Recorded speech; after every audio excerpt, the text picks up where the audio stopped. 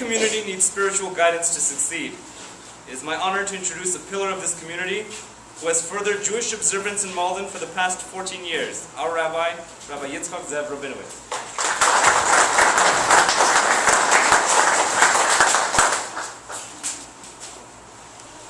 Around 100 years ago, there lived a young, wealthy, aristocratic Orthodox Jew named Gustav Dreyfus. Mr. Dreyfus won a contract with the Swiss government to build a railway through the country. This would necessitate that he would have to move to a town in Switzerland that had a small Jewish community. When he became engaged to marry, his fiancée told him that she would only agree to move there if he would build a mikveh in the town. He did so, but not only that, he built a house next to the mikveh and sent out notices to Jewish communities within 6 hours traveling time that there is a mikveh available for use free of charge, that there was a house available to stay overnight, also free of charge. After a while, he noticed that people were not coming regularly, and he surmised that it was due to the cost of traveling.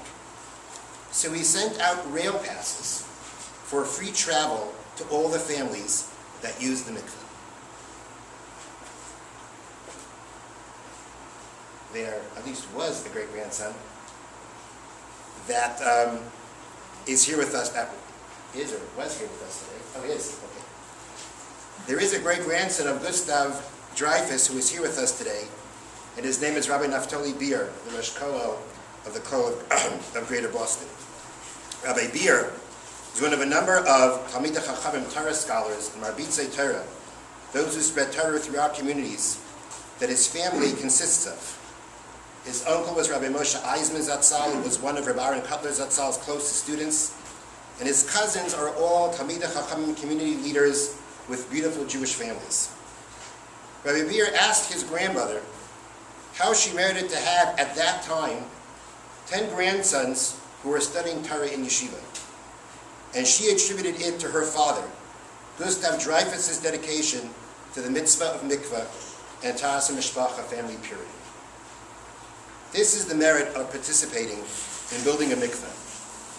If we support Taras HaMishpacha, if we support family purity, we are then blessed with families that will be a source of pride for the Jewish people. There are people who have participated with tremendous dedication bringing this mikveh to realization. They deserve our heartfelt thanks. And please bear with me as I basically repeat the thanks that have already been delivered. But before I do that, in the name of congregation Beth Israel, I offer praise and thanks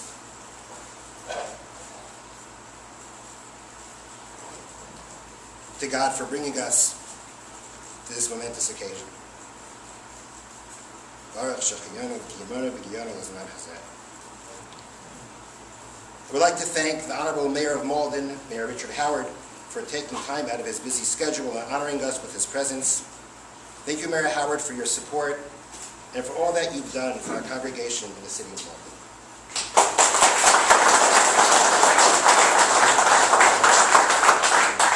I also want to thank the Boston Rebbe, Rabbi Abraham Halfinger, the Vada Rabbanim of the Rabbinical Council of Massachusetts, and all the rabbis who have taken the time out of their busy schedules and honoring us with their presence.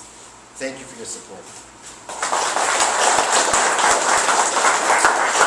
I'd like to begin by thanking the President of Congregation Beth Israel, Mr. Jay Lamport, for his constant support and persistence in revitalizing this project after a long break. And thank you and your wife Cheryl for dedicating our dish mikveh in memory of our dear friends Clarence and William Zakana.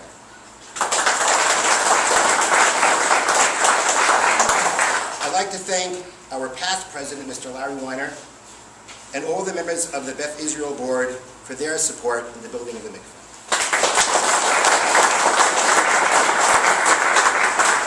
Our executive director, Mr. Matthew Garland, has literally dedicated his neshama to making this mikveh reality. Along with his many other responsibilities, he has spent so much time and effort on all the details in the planning and construction of our mikveh. Thank you to our mikveh committee and to your wives for your dedication and conveying how important the mikveh is to our community. I'd like to thank the chairman, Mr. Sam Goldberg, Dr. Daniel Bertrand, Dr. Solomon Davidoff, and President of our shul, Mr. Jay Lamport.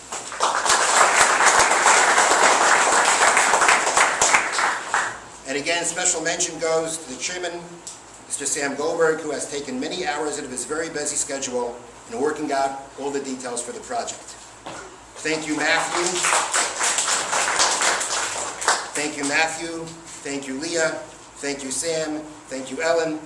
If not for you, there is no question in my mind we would not be standing here today.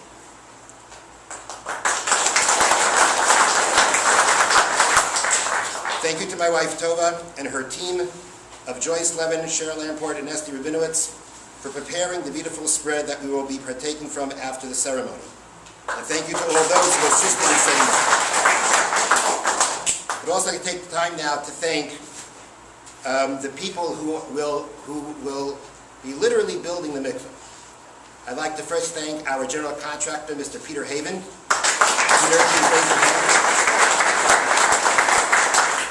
Peter is not only the general contractor for the mikveh, but the best friend that a community could have, always there to help and in a pleasant way.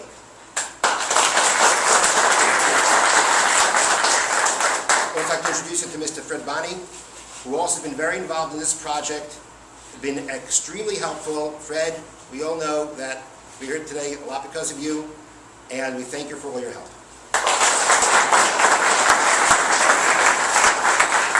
Last and certainly not least, thank you to all those who have donated towards our mikveh.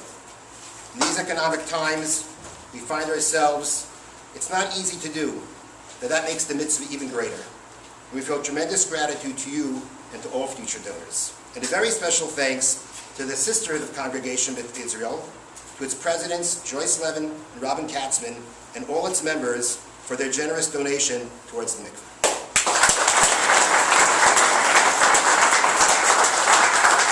May all of you be blessed with true nachas from your families and success in all your endeavors.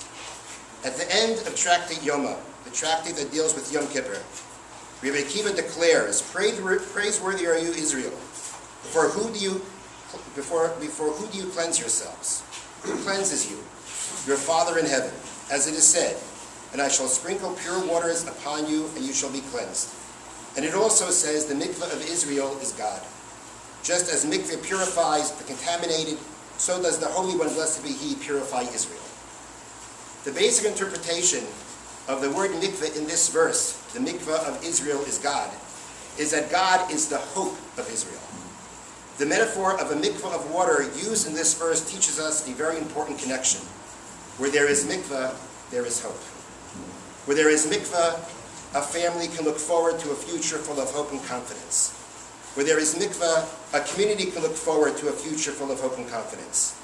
Mikveh permeates the world with kedusha, sanctity, with tahara, purity, so that Klal Yisrael can look forward to a future full of hope and continuity. Thank you again all for coming. May we merit to greet Mashiach speedily in our days, letting him know we've completed a mikveh in Malden.